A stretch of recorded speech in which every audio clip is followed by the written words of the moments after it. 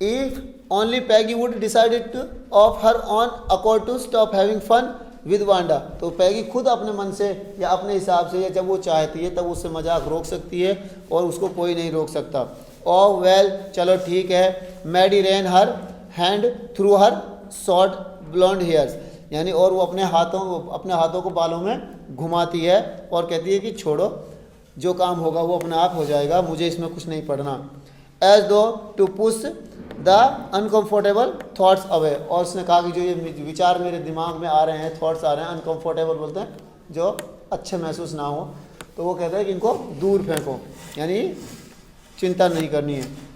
What difference did it make, यानी वो कहती है कि इसमें क्या फ़र्क होता है, यानी इसमें क्या बदलाव आ जाता है। तो slowly Maddie tore into bits the note, और धीरे धीरे जब वो उस बात को सोचती है तो जो मैडी है, जो उसने नोट लिखा था,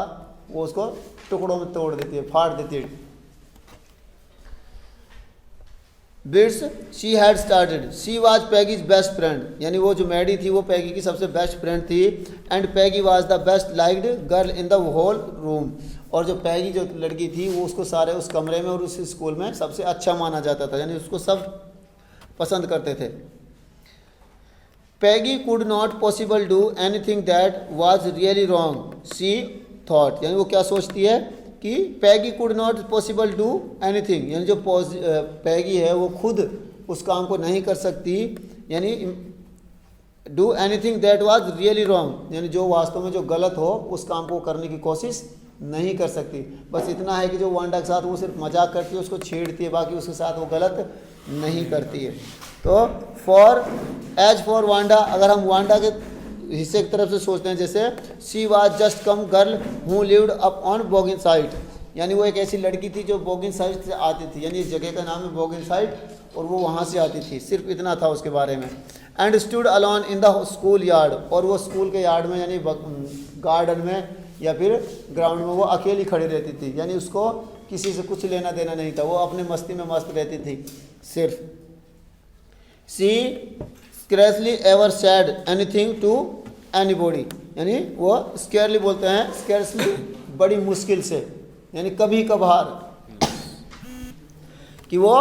कभी कभार ही वो किसी से कुछ वर्ड बोलती थी। The only time she talked was in the schoolyard about her 100 dresses, यानी उसका एक टॉपिक था 100 ड्रेसेज, और उसी के टॉपिक के ऊपर वो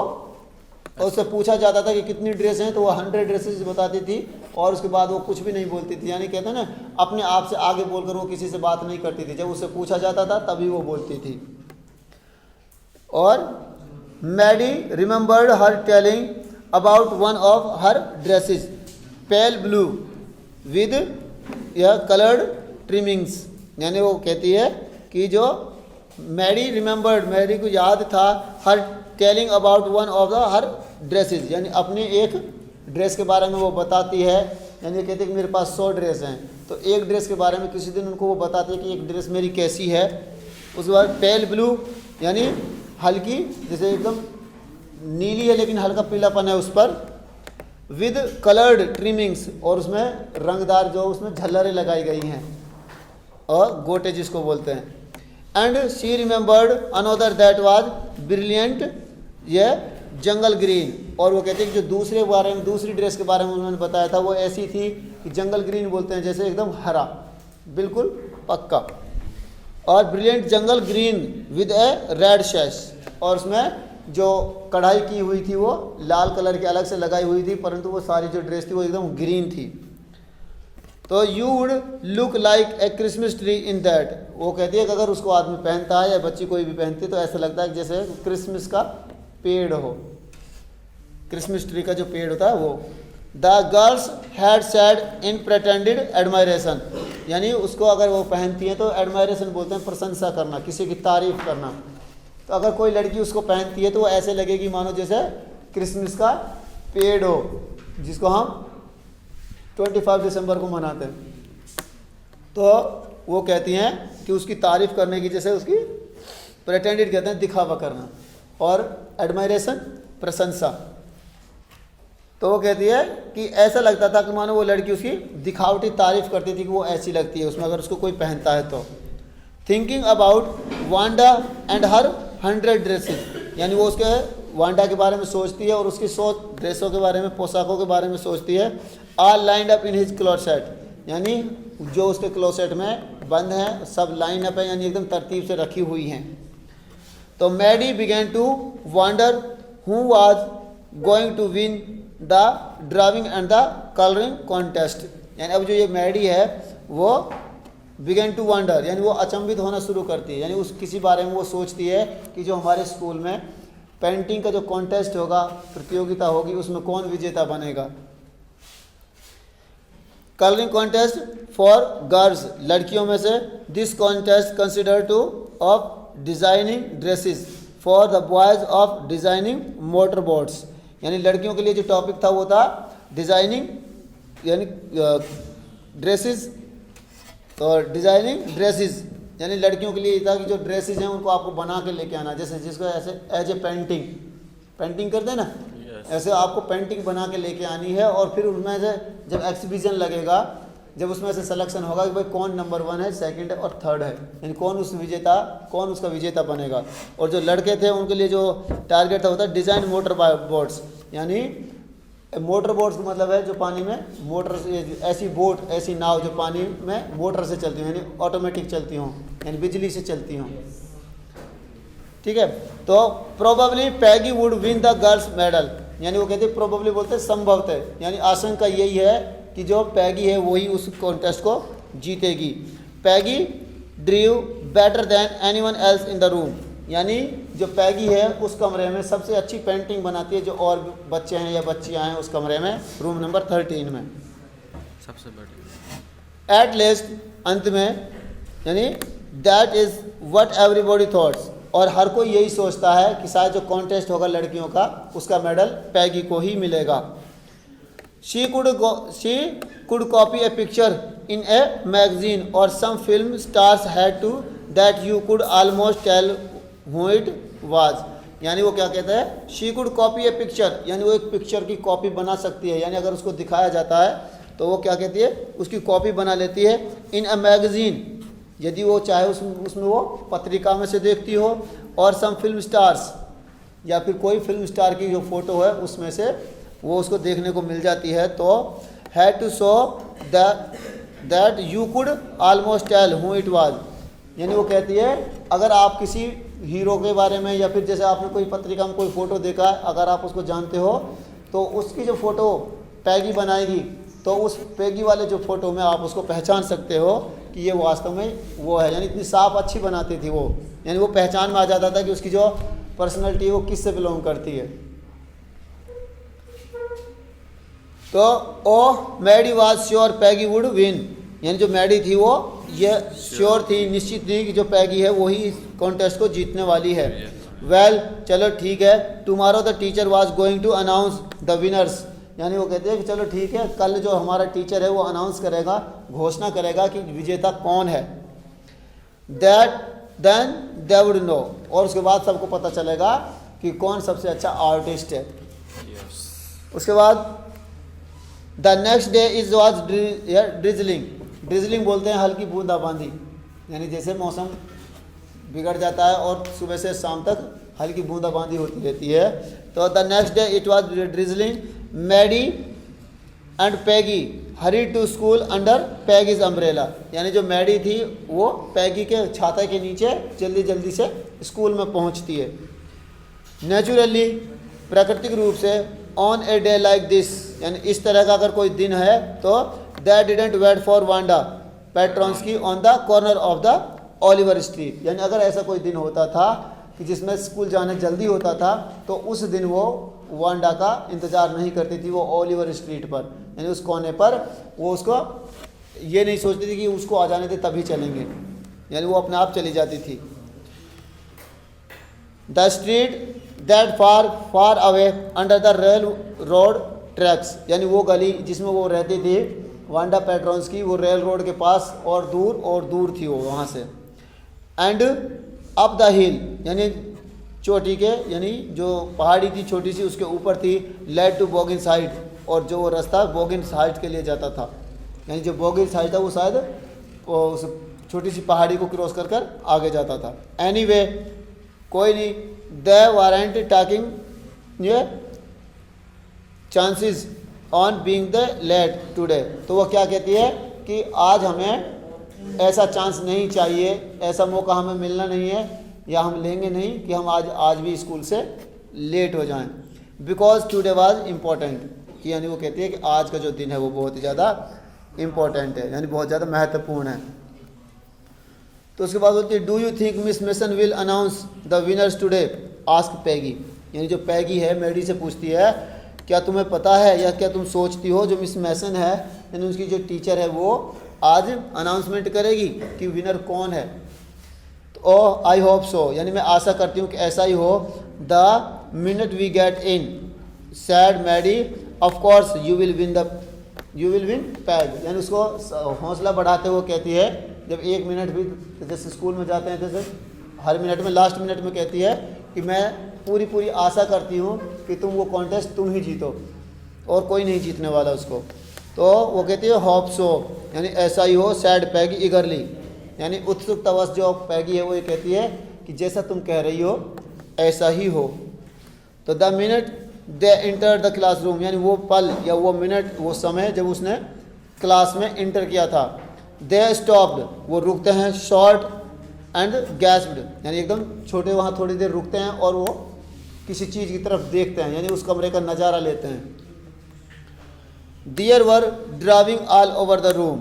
यानी उस कमरे में चारों तरफ पेंटिंग ही पेंटिंग थी। ऑन एवरी लेज, हर किनारे पर, हर छोर पर। एंड विंडो सिल बोलते हैं जैसे खिड़की की जो दहलीज होती है, चौखट होती है, उस पर भी लगी थी। और dazzling colours and brilliant lavish design all drawn on great sheets of wrapping paper, यानी वो कहती है कि जितने भी वहाँ लगी हुई थी, जितने पेंटिंग्स थी वो सब एकदम अच्छी थी और कमरे में चारों तरफ, यानी कोई जगह छोड़ नहीं रखी थी, सब जगह पर वो मौजूद थी। और design all drawn on great sheet, वो बड़ी बड़ी शीटों पर वो बनाई हुई थी। रैपिंग पेपर यानी एक ऐसा पेपर जिसको लपेटा जा सके, यानी wrapping sheet. There must have been 100 of them all lined up, यानी वो कह रही थी कि हमने जो उनको देखा कि ये कितनी हो सकती हैं, तो वो लगभग ऐसे लग रही थी मानो कि ये सैकड़ों हैं, यानी 100 के बराबर हैं और सारी की सारी वो लाइन से लगी हुई थी। These must be the drawings for the contest, यानी वो कहते हैं कि ये जो कॉन्टेस्ट में आने वाली ये सारी पेंटिंग्स थी और देवर, यानी वो वास्तव में थी। एवरीबॉडी स्टॉप्ड एंड विसल्ड और मरमर्ड एडमायरिंगली बोलते हैं प्रशंसा करते हुए, और मरमर्ड बोलते हैं यानी जैसे अब कमरे में कोई झांका है और कहता है वास्तव में पेंटिंग तो अच्छी है। मरमर्ड बोलते हैं अपने आप में बात करना हल्के से, और विसल्ड बोलते हैं जैसे सीटी बजाना, यानी लोग अच्छी चीज़ को देखकर, यानी कोई बढ़िया चीज़ थी तो उस जो बच्चे थे वो सीटी मारते और वहाँ पर उनकी तारीफ़ करते थे। तो as soon as the class has assembled, यानी जैसे जैसे जो क्लास थी, कक्षा थी पूरी, असेंबल्ड बोलते हैं इकट्ठी हुई। और miss mason announce the winners, यानी जो उसने अनाउंस किया कि जो विनर्स का नाम जैक बेंगल्स, यानी जो जैक बेंगल्स था, had one for the boys, यानी लड़कों की जो प्रतियोगिता थी वो मोटर बोट की, वो जैक बेंगल्स ने जीती थी। एंड शी सैड, उसने कहा, and his design for an outboard motor was on exhibition in room, और उसकी जो मोटर बोट की जो पेंटिंग उसने जो डिज़ाइन बनाया था वो उस कमरे में लगा हुआ था, और कह रही थी उससे कि आप इसको देख सकते हो रूम नंबर 12 में। Along with the sketches by all of other boys, यानी ऐसा नहीं था भाई उसने बनाई थी, जो दूसरे लड़कों की जो पेंटिंग्स थी वो भी उसके कमरे में वो लगी हुई थी उसके चारों ओर, लेकिन सबसे अच्छी जो बोर्ड थी पेंटिंग थी वो इस लड़के की थी। तो as for the girls she said, यानी जब लड़कियों का नंबर आया भाई अनाउंसमेंट करना है लड़कियों में जो विनर कौन है, तो ऑल दो just 1 or 2 sketches were submitted by most, यानी हर लड़की ने जब भी कोई पेंटिंग सबमिट की तो लगभग 1 या 2 3 इतनी पेंटिंग सबमिट की गई थी। तो 1 girl and room 13 should be proud of her, यानी और रूम नंबर जो 13 था उस लड़की के लिए प्राउड महसूस कर रहा था जिस लड़की ने इतनी सारी पेंटिंग्स एक साथ दी थी। और this one girl actually Drew the 100 designs, यानी एक ऐसी लड़की जिसने लगभग सैकड़ों डिजाइंस तैयार किए और सारे अलग थे, सारे अलग अलग कलर्स में थे और सब के सब एकदम लाइन से थे। ऑल डिफरेंट, सारे अलग, एंड ऑल ब्यूटीफुल, सब के सब सुंदर, in the opinion of the जजेस, यानी जो जजेस थे, फैसला करने वाले थे, उनका जो ओपिनियन था, जो मत था, वो अलग आया। And any one of drawings is worthy of winning the prize, यानी अगर वो जो वांडा थी अगर एक ड्रेस की पेंटिंग वहाँ दे देती तो शायद विजेता वो ही बन जाती, यानी क्योंकि बहुत अच्छी पेंटिंग वो बनाती है। I am very happy to say that Wanda Petronski is the winner of the girls medal. और जो मिस मैसन है वो ये अनाउंस करती है कि जो लड़कियों का कंपटीशन था उसमें जो वांडा पेट्रोन्स्की है जो वो लड़की विजेता कहलाती है, वो बनती है। यानी सबसे ज़्यादा 100 पेंटिंग्स वो सबमिट करती है, 100 की 100। वो कहती है ना भाई तुम्हारी कितनी पेंटिंग्स हैं, वो कहती है 100। वो 100 जो पेंटिंग थी वो कागज़ में उसने पेंटिंग बनाई थी, यानी उसकी रियल पे वो ड्रेसेस नहीं थी, वो पेंटिंग की ड्रेसेस थी। और अनफॉर्चुनेटली, दुर्भाग्यपूर्ण से, Wanda has been absent from school for some days. और दुर्भाग्य की बात ये थी कि कुछ 2-4 दिन से जो वांडा थी वो स्कूल में एब्सेंट थी, वो आ नहीं रही थी। And is not here to receive the applause that is due to her, यानी वो सम्मान जो उसको स्कूल वालों ने दिया या वो मेडल वो लेने के लिए वो वहाँ पर मौजूद नहीं थी। Let us hope she will be back tomorrow, यानी हम आशा करते हैं कि शायद वो कल वापस आ जाए। नाउ क्लास, यानी वो कहते हैं क्लास, बच्चे, सारे बच्चे, you may file around the room quietly and look at her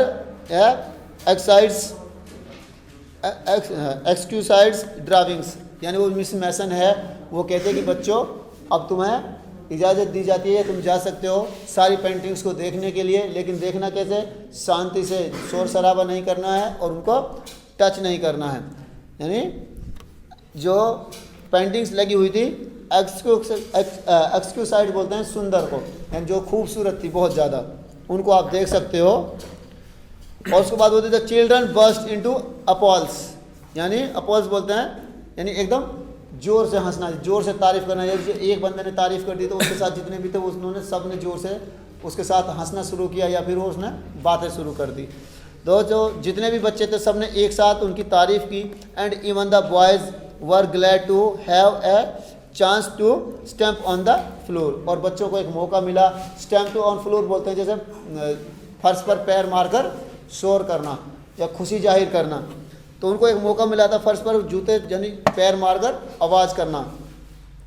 but their fingers in their mouth and whistle, जब वो फुदक रहे थे या उछल रहे थे फर्श पर तो उनकी जो उंगलियां थी उनके मुंह में थी और वो सीटी बजा रहे थे। Though they were not interested in dresses, यानी ऐसा लग रहा था कि मानो वो उन ड्रेसेस में इंटरेस्ट नहीं लगते थे, यानी उनको वो अच्छी नहीं लग रही थी। लुक पैग, यानी विस्पर्ड मैडी, यानी मैडी उसे थोड़ी सी उसके कान में बुदबुद आती है यानी हल्की आवाज़ में कि देखो Peggy, there is the blue one she told us about isn't it beautiful, यानी देखो पैगी ये वो ड्रेस है जिसके बारे में वांडा ने हमें बताया था, जो नीले कलर की है और ये ऐसी की ऐसी है, ये तो बहुत ज़्यादा सुंदर है, उसने हमें इसके बारे में बताया था। यस सैड पैगी, यानी पैग कहती है बिल्कुल ठीक कह रही हो। And here is the green one, और यहाँ पर जो हरी वाली ड्रेस है जिसके बारे में बताया था वो। Boys and I thought I could draw, यानी वो सोचती है कि जो बच्चे थे और मैं ये सोचते थे सब के सब कि जो पेंटिंग्स की जो अवार्ड मिलेगा वो मुझे ही मिलेगा और मैं उसको जीत सकती हूँ, परंतु ये तो कोई और बाजी मार लेगी, या जिसको हम सबसे ज़्यादा बुद्धिहीन समझते थे, जिसको हम कमतर समझते थे, वो सबसे ज़्यादा होशियार निकला। Wanda Petronski.